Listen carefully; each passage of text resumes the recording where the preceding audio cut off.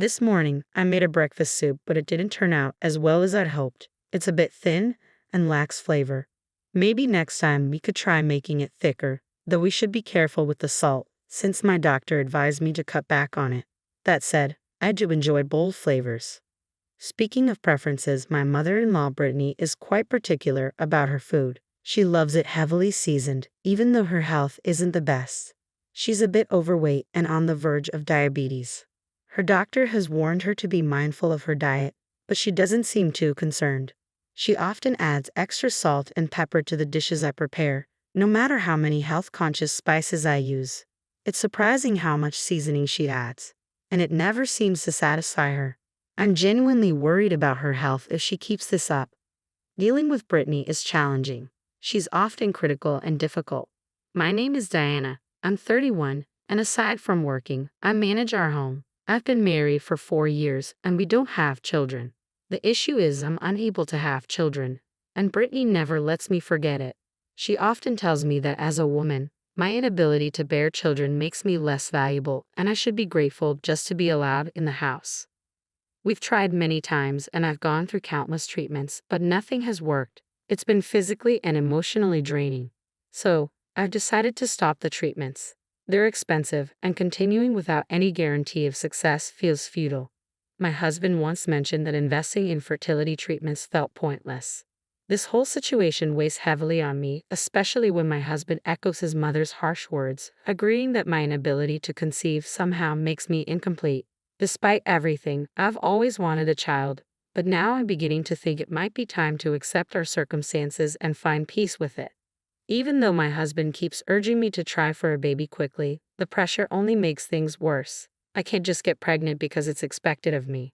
After stopping the fertility treatments, I thought maybe I could find happiness just with my husband, but my mother-in-law keeps pushing the idea of a grandchild. She often brings it up, even buying diapers and showing them to me, saying, "Look, I got diapers. You'll need them one day."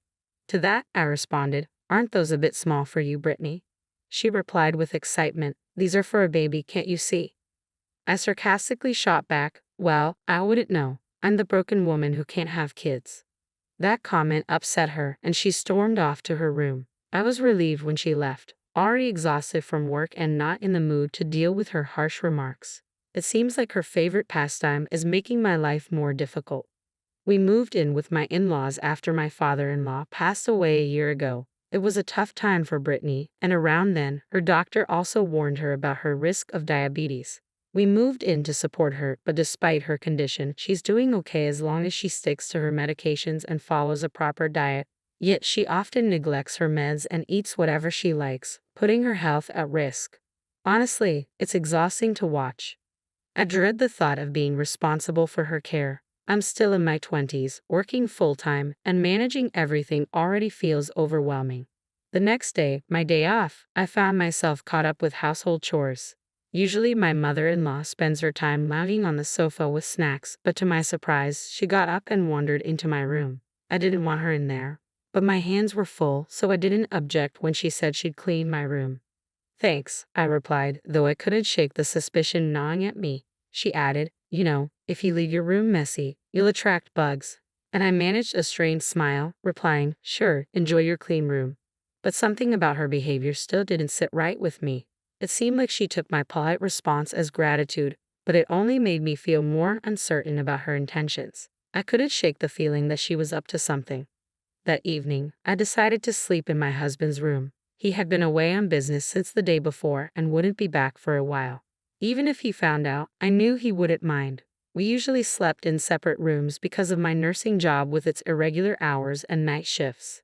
Our relationship had grown a bit distant over time, and I didn't want to disturb him with my odd hours. After making sure my mother-in-law had gone to her room, I slipped into my husband's thinking, "She's in her room now. I can finally get some rest." I ended up spending 3 nights there. My mother-in-law, however, began to grow suspicious of my unusually upbeat demeanor. One day, she asked, "Are you sure you're not feeling any discomfort or anything?" I dodged her gaze and replied, "What do you mean?" She dropped the subject quickly, but it was clear she was thinking about something. Later that day, as she ate her meal alone, I prepared to relax before my night shift. Relaxing isn't easy with my mother-in-law around, though. She rarely helps with the housework and prefers to give me orders instead. It's hard to unwind when she's constantly lounging on the couch, munching on snacks, and absorbed in her women's manga. I couldn't help but feel like she was scheming her next move to rile me up. Glancing at the comic cover, I saw it was titled Epic Mother and Daughter-in-Law Swamp Battle. I rolled my eyes at her dramatic choice of reading material. My husband finally returned late from his trip around 9 p.m., looking utterly exhausted. "I'm going to take a bath," he announced. "Sure, I'll heat it for you. Have a beer while you wait," I suggested. He was about to agree when I added, "Actually, it's not safe to drink alcohol before a bath." He sighed and opted for a non-alcoholic beer instead, probably more out of habit than anything. I thought my caution was common sense. After all, even saunas have signs warning against drinking before entering. But it seems common sense isn't so common in our house. After his bath, my husband started singing loudly. We live in a single-family home, but it was late and I worried about the neighbors. "Hey, you're too loud," I called out. "Shut it, you're the one being loud," he shot back. I quietly urged him to stop, but then my mother-in-law intervened, walking into the bathroom area to defend him. "What's wrong with that?" she challenged. "You don't know how to treat your husband, do you? Always so inconsiderate and complaining." I snapped, "I'm not the one always complaining, Brittany." I shot back, "You're definitely not cute. Not that you were a beauty to begin with." She sneered in response. I shrugged it off, replying, "That's okay with me. I probably look like a knockout in some other country, no worries." Afterward, my husband finished his bath and started drinking. It was already 9:40 p.m., and I needed to leave for my shift at the hospital. Even though it was close by, there was still a lot to prepare for the busy night ahead.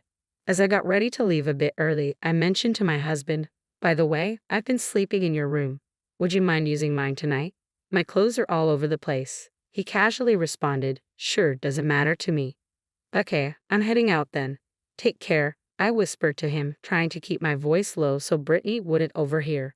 Just as I reached for my bag, I heard my husband let out a loud groan. I turned around to find him curled up on the floor, clutching his leg, his face twisted in pain. Brittany's face went pale as she panicked. "What's happening? Speak," she demanded, but he was too hurt to respond.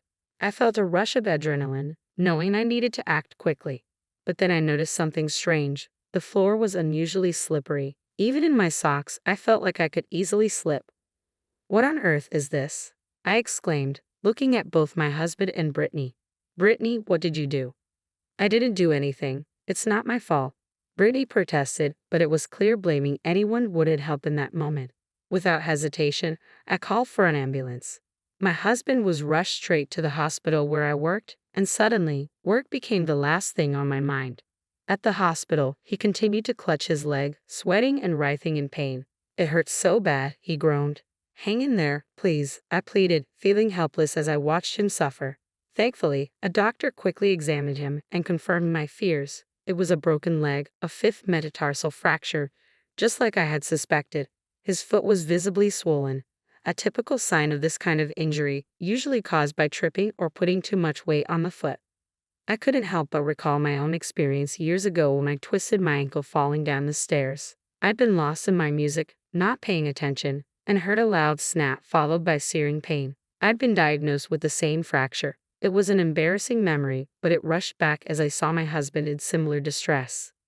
I ended up telling a white lie to my close friends about my husband's injury. Since the fracture wasn't life-threatening, he didn't need to stay at the hospital and was able to come home that day. I was still scheduled for my night shift, but my nursing supervisor insisted I take the night off. She said the injury wasn't severe, but she seemed genuinely concerned about us.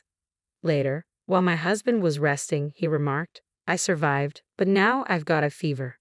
"Well, you did break your leg, so a fever isn't too surprising," I replied, but I'm wondering why the floor was so slippery. Maybe we should ask Brittany about that. Curious and wary, I approached Brittany. "Hey, what did you do to the floor in the room?" I asked. Her response shocked me. "Well, the floor was slippery because I slipped and fell. I could have seriously hurt myself," she said defensively. Before I could say anything, my husband interjected. "Brittany," she then shockingly admitted, "that room is meant for my daughter-in-law." So I greased the floor. I was hoping she'd slip, so I put a lot of grease on it. I never expected you to go in there and slip." I was in complete disbelief. "Unbelievable," I muttered. My mother-in-law had actually greased the floor, hoping I'd fall. Though she claimed to have cleaned the room, her true intention was to cause me harm. I was furious. If I had entered that room, I could have seriously injured myself. Breaking my leg would have been the least of my worries. Hitting my head could have been fatal. Her actions were borderline criminal. "You're despicable. You're not even family to me anymore," I shouted. "I could have been badly hurt because of you. I'm going to the police." But Brittany, desperate to deflect, retorted, "Wait a minute. I didn't directly cause harm, did I? Your wife was the one who told you to go into that room. So this is all her fault." "Shut up. That's not the point," my husband snapped, dialing the police. As he struggled with the phone, my mother-in-law tried to grab it from him. Despite the pain from his broken leg, my husband clung to the phone, speaking urgently with the police. I was torn, wishing I could be anywhere but here, maybe even at work, at the hospital, far from this chaos. I knew it wouldn't be long before the neighbors found out, especially since I had almost been hurt too. I considered calling the police myself, wondering if she might face charges for attempted assault.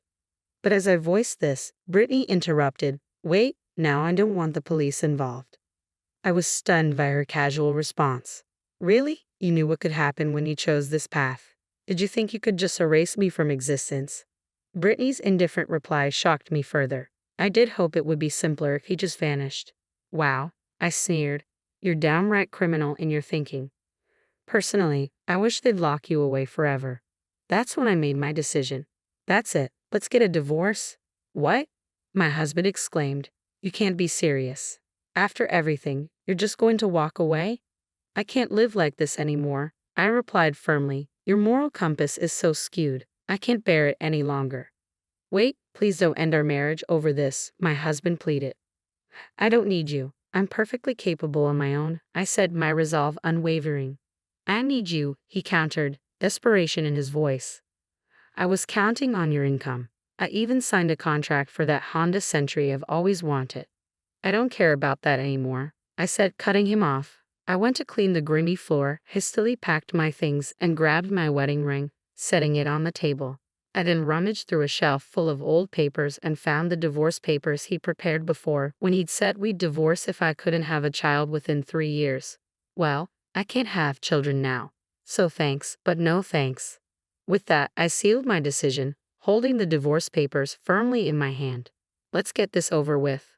My husband tried to argue, asking about the loan for his cherished car, but I wasn't interested. "Who cares?" I muttered, leaving him behind. I headed straight to the hospital, and when I arrived, the compassionate charge nurse seemed to understand immediately. She didn't need to ask many questions. She could tell that I had my reasons. Being a nurse, I knew I could support myself without relying on anyone else. As I thought about everything that had happened, I couldn't help but wonder why I'd tolerated poor treatment from my in-laws for so long. The entire situation seemed absurd now. I decided to focus solely on my work and leave the past behind. The next morning, I filed for divorce. And just like that, he became my ex-husband. Given all the emotional turmoil he had caused, I consulted a lawyer about seeking compensation. In the end, my ex was ordered to pay me, and I couldn't help but think, serves you right. The police involvement had made the neighbors avoid my mother-in-law. She had openly talked about how my ex-husband had broken his leg, casting her in a negative light. Everyone now saw her for what she was, a terrible parent. Eventually, my ex distanced himself from her and seemed to kick her out. She complained about her new life, lamenting how difficult it was to adjust to living alone on a minimal survivor's benefit. Our previous grocery bills had been outrageous, and she struggled to adapt. As for my ex, I lost all interest in what happened to him. He had taken me for granted and expected me to contribute financially, which had been a huge annoyance. Though he wasn't exactly wealthy, he still made impulsive decisions like taking out a loan for a new car, something I doubted he could even afford. 3 years later, I met a doctor from the hospital, and we started dating. After a year, we married, and a miracle happened. We were blessed with a child. Despite everything I had been through, I was finally living the life I'd always deserved. From now on, I promised myself I would cherish each moment with my family and make the most of these new beginnings.